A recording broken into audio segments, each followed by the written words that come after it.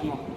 நீங்கள் யோசிச்சு பாருங்க, நம்மெல்லாம் ஒரு 10th படிக்கும் போது எங்களுக்கு தெரிஞ்சு எஸ்ஐடி பாலிடெக்னிக் இருக்கும், அதுக்கப்புறம் பாலிடெக்னிக். அங்கே 450 மார்க்கில் இருந்து 400 ஒரு 450 மார்க் வாங்கினா மட்டும்தான் அந்த பாலிடெக்னிக் என்ட்ரு ஆக முடியும். ஆனால் நம்ம அப்பெல்லாம் போகல. இந்த ஐடியா யாரும் சொல்லலை. சொல்லியிருந்தாலும் உண்மையாக நிறைய பேர் ஒரு இன்ஜினியர் சேர்க்கிற வாய்ப்பு கிடைச்சிருக்கு. நீங்கள் ஆர்ட்ஸ் காலேஜுக்கு போனாலும் என்ன பெரிய யூஸ் இருக்கு யோசிச்சு பாருங்க. டிகிரி படிக்கிறீங்க, அதன் மூலமாக எம்எஸ்சி படிக்கிறீங்க, போஸ்ட் வாங்குறீங்க. ரெண்டு ஆப்ஷன் தான் இருக்கு. ஒன்று கவர்மெண்ட் ஆப்ஷன், கவர்மெண்ட் வேலைக்கு போகிறதுக்கான ஆப்ஷன். ரெண்டாவது பிரைவேட்டுக்கு போகிறதுக்கான வாய்ப்பு போனால் அதிகமாக ரேர்லி தான் பிரைவேட்டுக்கு போகிறதுக்கான வாய்ப்பு.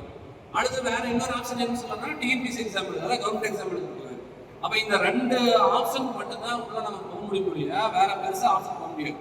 ஆனால் அதே சமயத்தில் நீங்கள் ஒரு டெக்னிக்கல் எஜுகேஷன் பாலிடெக்னிக்கோ அல்லது ஐடி பேஸ் பண்ணக்கூடிய அந்த படிக்கக்கூடிய மாணவன் நிச்சயமாக அந்த 3 ஆண்டுகள் முடிச்சுட்டு ஒரு நல்ல கம்பெனியில் ஒரு 15,000 ரூபா 20,000 ரூபா சேலரிக்கு போக முடியும்.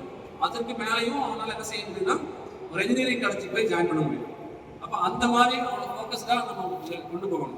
உன்னால் படிக்க முடியல அப்படிங்கிற ஸ்டூடெண்ட் எல்லாமே ஐடி கூட நம்ம தாராளமாக பேசணும். இப்போ பிளம்பிங் வேலைக்கு ஃபிட்டர் வேலைக்கு நம்ம வீட்டுக்கே ஒருத்தர் வந்து ஒரு பிளம்பிங் வேலை பண்ணாங்கன்னா மினிமம் ஒரு 1 ஹவர் பார்த்தா எவ்வளோ சார்ஜ் பண்ணுறாங்க? மினிமம் 1000 rupees மேலே சார்ஜ் பண்ணுறாங்க. அதுக்கு ஆள் வந்து பயங்கர டிமாண்டு. அப்போ அந்த மாதிரியான வேலைக்கு ஆட்கள் டிமாண்டாக இருக்கிறதுனால நம்ம முடிஞ்சளவுக்கு என்ன பண்ணலாம்னா, மார்க் ரொம்ப குறைவாக இருக்கக்கூடிய மார்க் 10th மார்க் ரொம்ப கம்மியாக வாங்கியிருக்கானா அவனை நீங்கள் ஐடிக்கு தாராளமாக அனுப்பிச்சிடலாம்.